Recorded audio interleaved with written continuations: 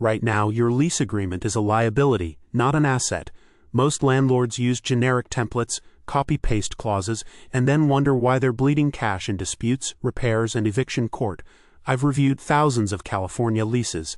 90% of them are Swiss cheese, full of holes that tenants and their lawyers will exploit. You think you're protected? You're not.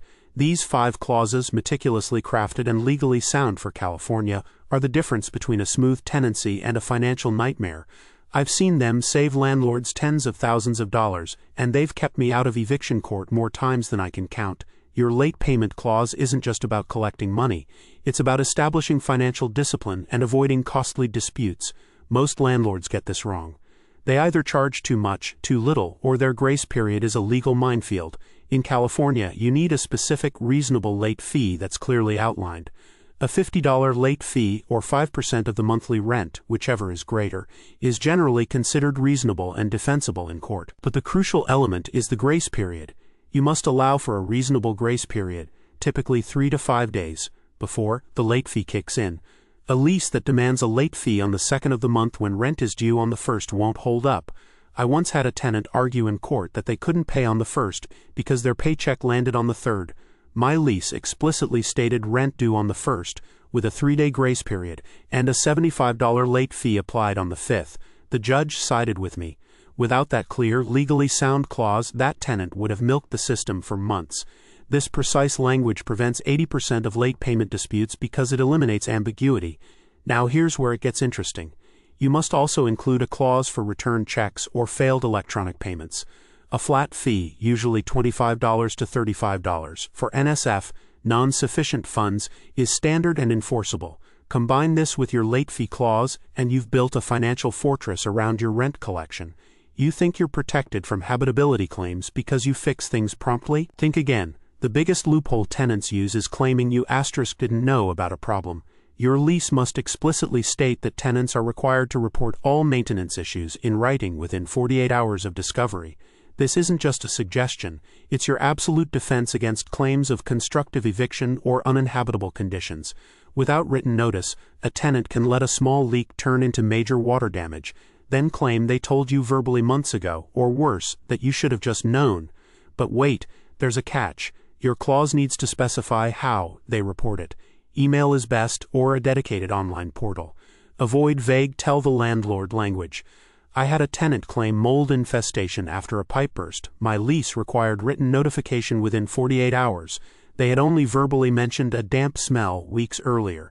Because my clause was tight, I could prove I had no written notice of the actual pipe burst until after significant damage occurred. The judge significantly reduced my liability for the damage and relocation costs, placing more responsibility on the tenant for their failure to report promptly. This clause shifts the burden of proof and saves you from being blindsided by expensive retroactive claims. It's your legal shield. Your property, your rules, right? Wrong. In California, tenant privacy is paramount, and without a bulletproof entry and inspection clause, you're locked out of your own investment. You need to clearly define your right to enter the property. California Civil Code Section 1954 is specific. 24-hour written notice is generally required for entry, and it must be for specific legitimate reasons like repairs, showing the property to prospective tenants or buyers, or an emergency. Your lease must mirror this.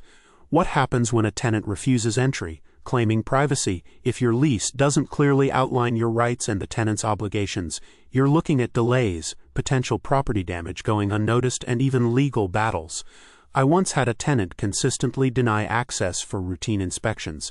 My lease clearly cited Civil Code 1954, listed the permissible reasons for entry, and stipulated that unreasonable denial of access constituted a lease violation.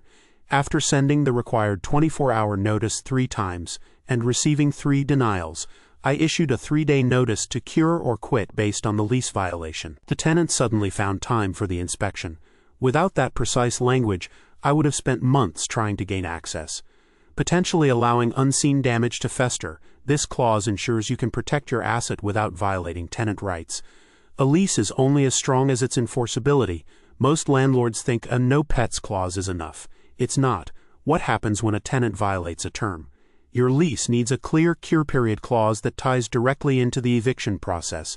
This clause states that if a tenant violates any term of the lease, You will issue a notice to cure the violation within a specific time frame, typically 3 days, or face eviction. This is critical for 3-day notices to perform covenant or quit. Consider this. You find an unauthorized pet. Without a clear clause, you're stuck. You can't just evict them. You have to give them a chance to fix it. Your lease should state that unauthorized pets, excessive noise, unauthorized occupants, or any other breach of a specific lease term constitutes a violation, and the tenant has X days, typically 3, to remedy the breach. I had a tenant sublet a room without permission, a clear violation of my lease's no subletting clause.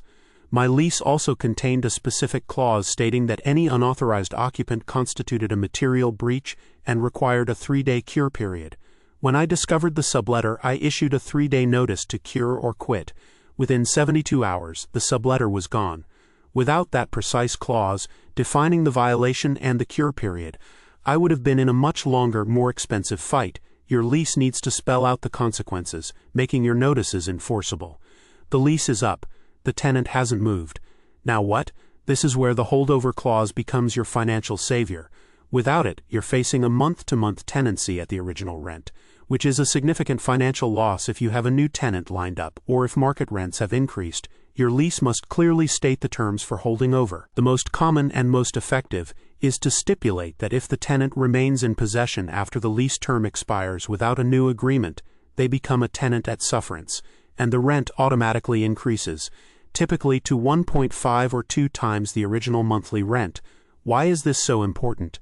It incentivizes them to leave or to sign a new lease and compensates you for the disruption and lost opportunity. I had a tenant whose lease ended, and they dragged their feet claiming they couldn't find a new place. My lease had a holdover clause. Rent increased to 1.5 times the original amount if they stayed past the lease end date. The moment that higher rent was applied, they found a new place within a week. Without that clause, they would have comfortably stayed at the old rate, costing me a month of higher market rent from a new tenant. This clause is not punitive. It's protective of your income and your schedule. These 5 clauses are not optional. They are your legal framework, your financial protection, and your peace of mind. A generic lease is a ticking time bomb. Invest the time now to integrate these specific, legally sound clauses into your California rental agreements. They will save you from eviction court, protect your property, and ensure your investment remains profitable. Powered by LeaseBase Intelligence.